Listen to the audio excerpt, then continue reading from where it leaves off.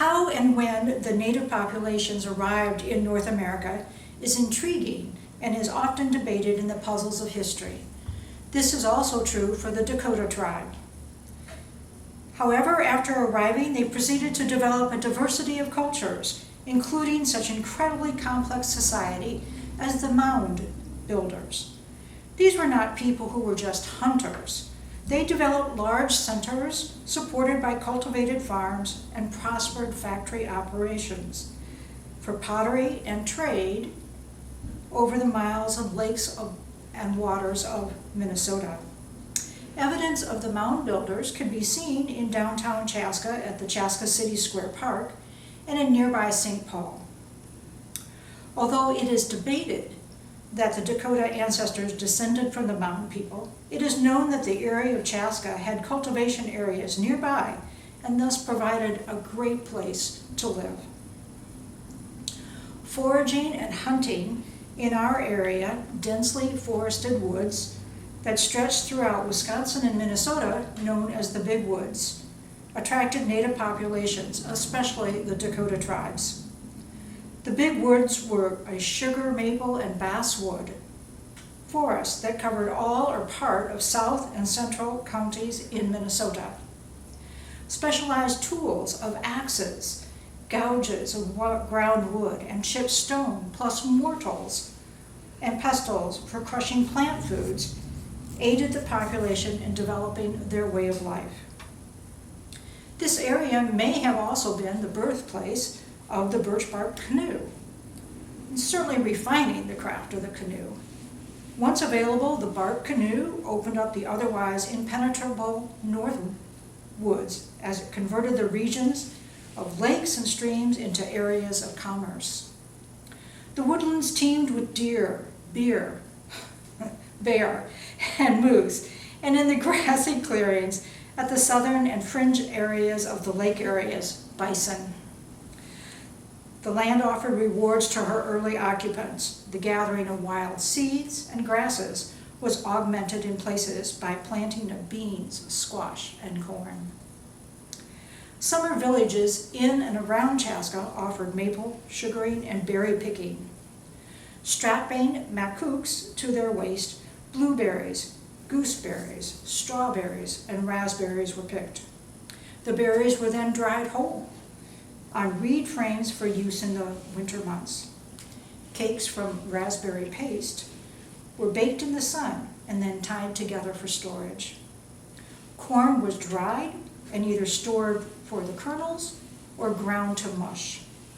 The variety of preserving wood permitted the tribe members to have adequate food throughout the winter months. During the summer months, women gathered and processed wild plants from the woods and meadows. Some were used for medicine, and others, like the inner bark of the basswood tree, were woven into baskets. We have a couple of examples of the baskets here at the History Center. Wood nettle stalks were soaked and then woven into strong cords and nets. Bulrushes and cattails abundant near the lakes were collected and stitched together to form floor or wall coverings. The tanning of the deer skin took at least a full day and was done by women of the tribe. Soaking, scraping, and then lacing it to a frame, the deer skin dried. Once tanned by smoking, the deer hides were fashioned into an assortment of items, some ceremonial, such as our drum, and others for bags, clothing, etc. Herbs and plants unique to this area were collected for medicinal efforts. Pastes and salves were made with the plants and herbs and were part of the pharmacy applied for burns, bites, and bleeding. The seminary fen, located near Chaska, grows the best of medicinal plants and was a premier location to gather for both the native population and that of the early settlers. Throughout the ages, various Native American tribes have used the bison in every way possible. The Dakota people were no exception. The bison was the ultimate companion in providing skin for teepees, drums, winter coats, blankets, soap making, cooking oil, and the bones for eating utensils, awls, and needles. Hoofs became rattles, jewelry, and spiritual artifacts. The sinews of the bison were bowstrings and thread that the wild, and the ribs used for sleds. It is believed that the Dakota people followed the bison to the Chaska area. Sadly, by 1830, Congress had approved the removal of tribes from the east that had been guaranteed their land by treaty. This law, and then the latest in series of trade and intercourse with the Indian tribes, contained numerous provisions to protect the occupants of Indian country. No white persons were supposed to settle or hunt, introduce liquor or trade, or even set foot in Indian country without permission.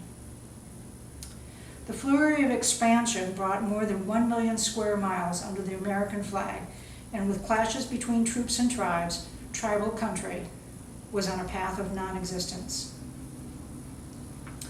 The Commissioner of Indian Affairs, Luke Lee, introduced a new federal program for the assimilation of all Native Americans into a great body of citizen population. This policy would be carried out through enclaves called reservations, where Native populations would be compelled to live until they were transformed into replicas of white farmers. Federal reservations were established for the Native population to support themselves and settle on individual homesteads, freeing tribal-owned surplus land to be sold to white settlers. Sadly, many of the Native Americans who were in the Chaska area were sent to the Santee Reservation, which was established in 1863 and is located in the present day of Nebraska, far from their original home here in Chaska.